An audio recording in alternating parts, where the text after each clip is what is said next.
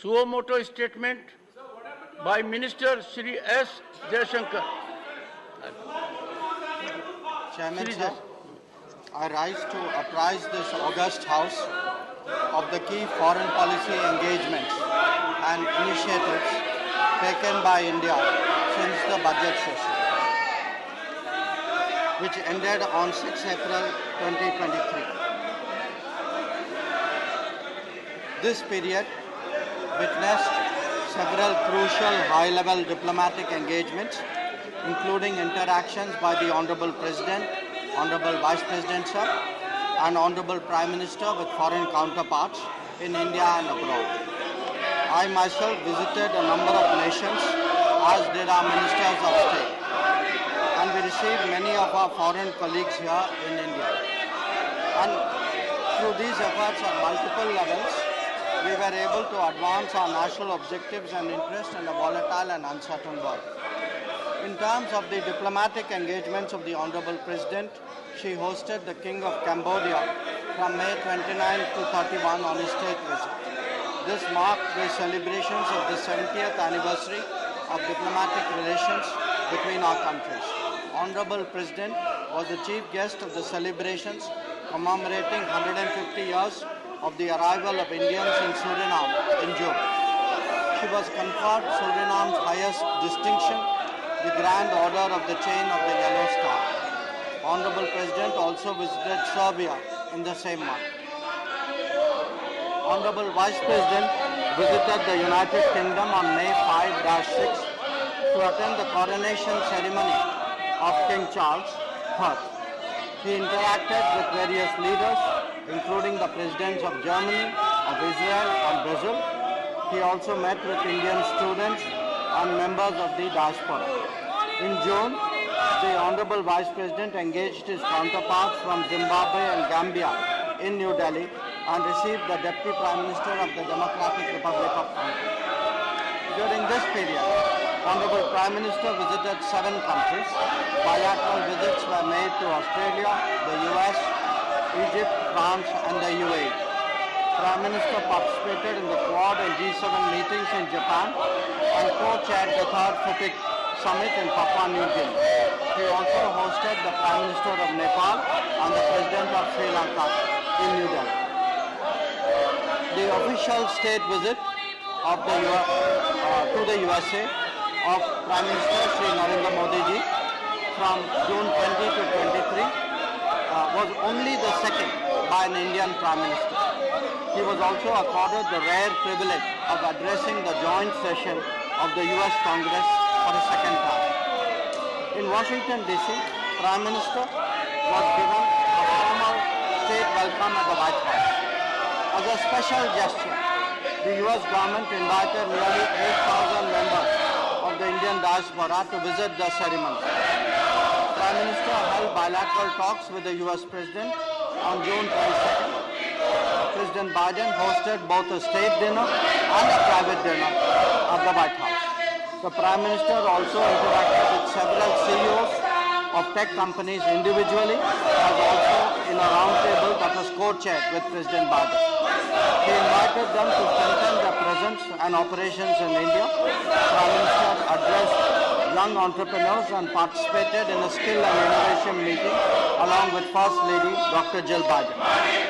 Chairman Sir, the key outcomes of the visit were reflected in a joint statement as follows.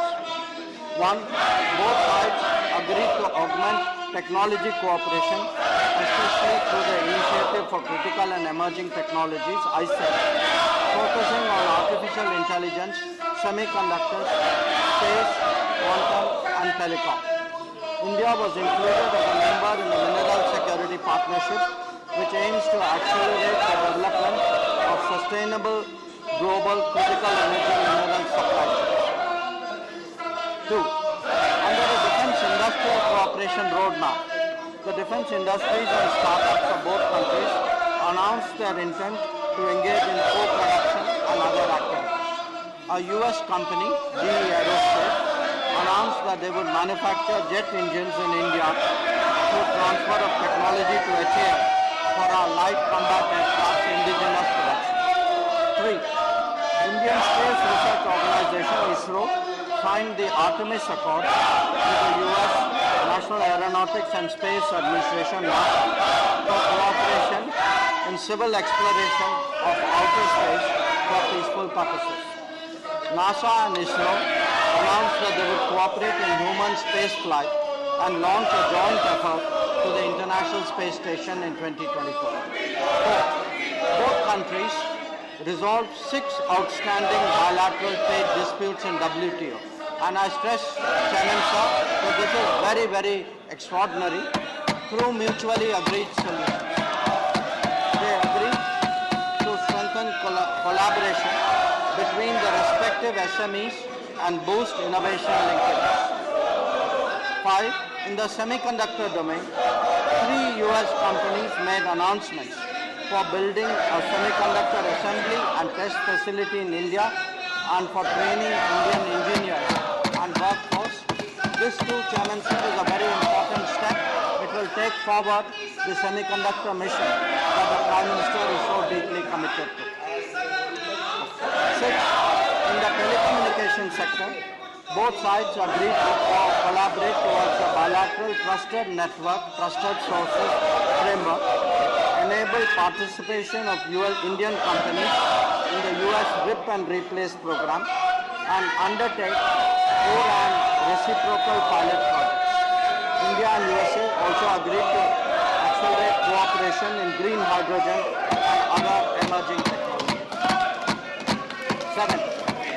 To deepen the people-to-people ties, which are anchored in a 4.4 million Indian diaspora, the U.S. announced its decision to open 2 new consulates in Bengaluru and Ahmedabad.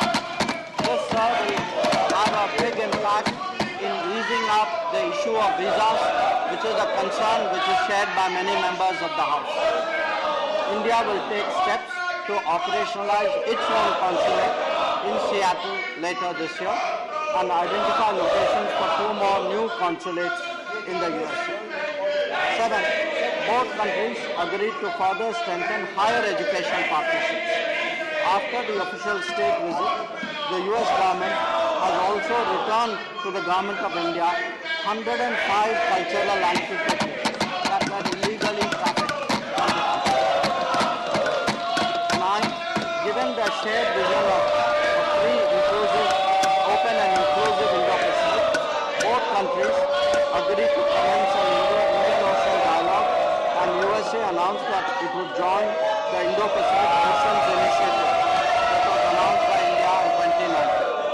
And 10. India and USA will work together for the development of digital public infrastructure and strengthen multilateral development banks to address global challenges. Sir, honorable members would be interested to know that Prime Minister led the 9th International Day of Yoga on 21 June at the UN headquarters in New York, which was on Fatima.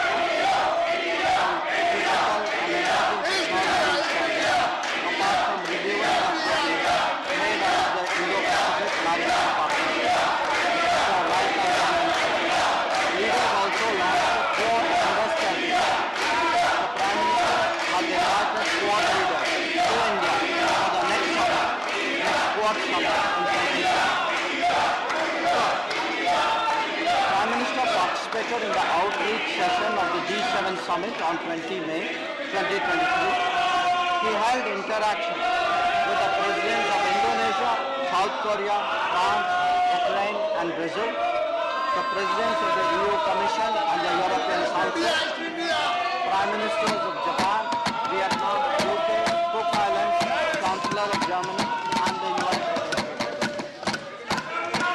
Chairman Sir, Prime Minister made his landmark visit to Australia thereafter, holding a bilateral meeting with his Australian counterpart on May 24. Signing a migration and mobility partnership agreement was one of the highlights of the visit, signifying our commitment to support students and explore the global workforce. During his stay, Prime Minister interacted with prominent public figures, participated in a business roundtable with Australian CEOs, and addressed the Indian community in Sydney. He joined his Australian counterparts to lay the foundation of the Little India Gateway at Harris Park, Sydney. Prime Minister also announced our intention to establish a new consulate in Brisbane, which will definitely help NRIs in Australia. Chairman Sir, from July 13-14, 2023, Honorable PM visited France at the invitation of the President. He was the guest of honor at the Bastille Day parade, where a tri-services Indian Armed Forces contingent participated in the parade. This included soldiers of the Punjab regiment that had defended Paris 107 years ago in World War I.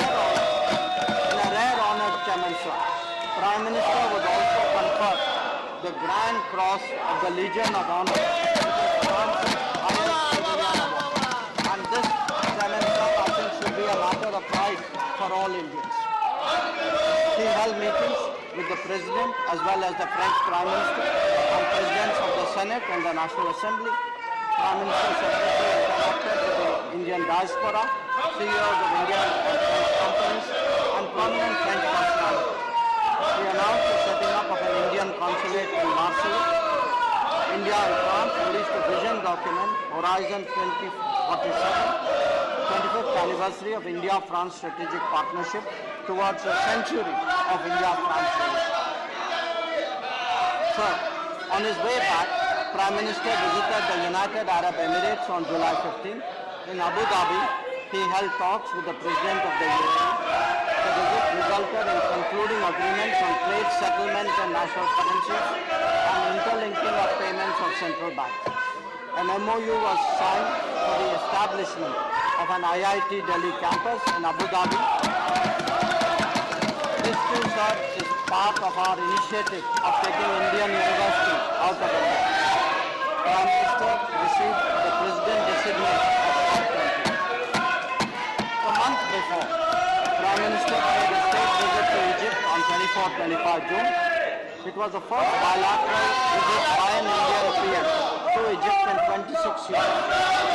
On June 25, Prime Minister held talks with the President of Egypt and signed an agreement to elevate our ties to strategic partnership.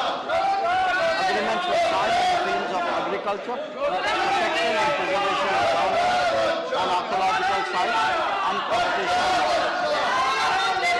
Additionally, direct flights between Delhi Cairo sector and setting up of a center of excellence of IT in Cairo were announced.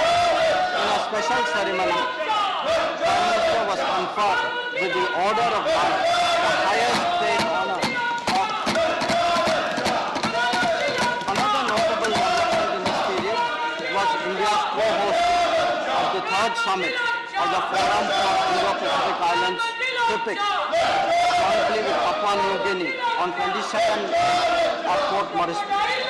Prime Minister was received with exceptional warmth and courtesy by Pacific leaders, starting with his arrival, and for all honorable members had an opportunity to see that arrival for themselves on the television screen. He was conferred the Grand Order of Grand Companion of the Order of Logohu by the Governor General of Papua New Guinea, the Companion of the Order of Fiji by the Prime Minister of Fiji, which are the highest civilian awards of the two nations. He was also presented with abacus, a symbol of leadership and wisdom, by the President of Sabha.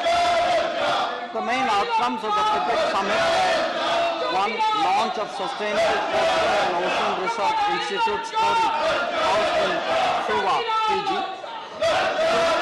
Launch of the data warehouse for empowering Pacific Islands countries, which shows geospatial data and has been developed by ISRO. 3. Prime Minister announced an action plan to strengthen India-Pacific Island partnership. This included a 100-bed regional super speciality hospital in Fiji, setting up of regional IT and cyber security training hub in Papua New Guinea, Sagar Amrit scholarships, Jaipur food camps, SME development projects, solarization project for government buildings, desalination units for drinking water, supply of sea ambulances, setting up of dialysis units, creation of 24/7 emergency helplines, setting up of Jan Aushadhi Kendra abroad, and to make cost-effective and efficient pharmaceuticals available, and setting up of yoga. For the first time since joining the organization as a full member state, sir, Honorable Prime Minister hosted the SCO Summit, the Shanghai Cooperation Organization Summit, of heads of state in a virtual format on 4th July. The summit adopted the New Delhi Declaration and 2 joint statements on countering radicalization and cooperation in digital transformation.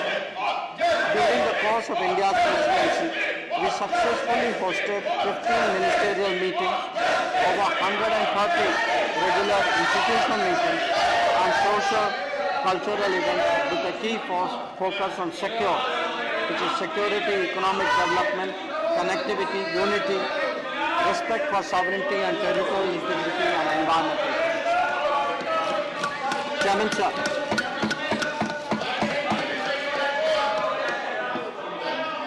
Chairman, sir, as part of the Neighborhood First policy, engagements with immediate neighbors have been prioritized over the last decade. 2 prominent visits that honorable members should note are those of the Prime Minister of Nepal and the President of Sri Lanka. The Prime Minister of Nepal paid an official visit to India from May 31 to 3 June. After bilateral talks, the 2 Prime Ministers participated in virtual groundbreaking ceremonies of 6 projects, including integrated checkpoints, railway lines, petroleum pipeline facilities, and transmission lines. The leaders witnessed the handing over of the Kurta-Bijalpur section of the railway line. Understandings reached included that on electricity imports from Nepal, as well as allowing export of Nepal's electricity to Bangladesh using the Indian grid. India also committed to expand cross-border petroleum pipeline. Chairman, sir, the President of Sri Lanka paid an official visit to India on 21 July 2023, his first in his capacity as President. Prime Minister and President had productive discussions and agreed on a vision document to promote connectivity and catalyze prosperity. This covered multiple facets including maritime, air, energy and power, trade, economic and financial, as well as people-to-people connectivity. Agreements were concluded on development projects in Trincomalee district, on animal husbandry and dairy, on renewable energy, and on UPI interface. Prime Minister discussed the issues related to the Tamil community in Sri Lanka and reiterated the need to fulfill their aspirations. He underlined the importance of implementing the 13th Amendment and conducting provincial council elections. Prime Minister also took up the issue of Indian fishermen and requested Sri Lankan side to approach it on a humanitarian basis. Allow me, sir, to briefly turn to the subject of G20. During our presidency, we have been able to focus attention on the most pressing challenges of humanity, especially faced by developing countries. This includes Mission Life for empowering climate-friendly lifestyles and popularization of millets to address the challenge of food. We have also advocated an inclusive human-centric approach to climate action and development, as well as use of technology to transform the lives of people.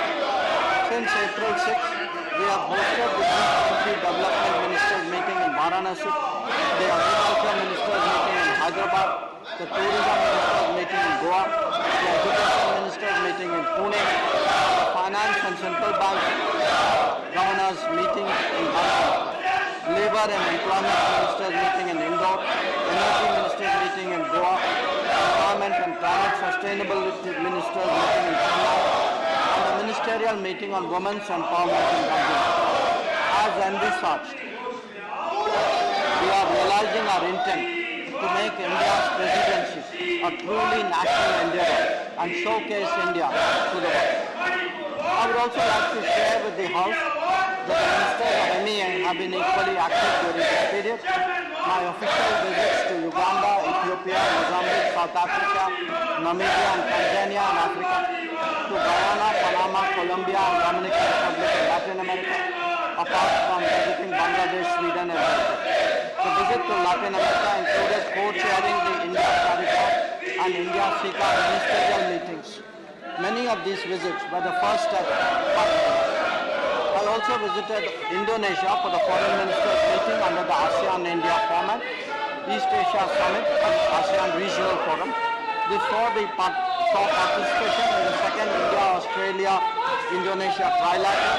After Jakarta, I traveled to Thailand to co-chair the 12th Foreign Ministers meeting of the Mekong-Ganga Cooperation Mechanism, as also attending the BIMSTEC retreat.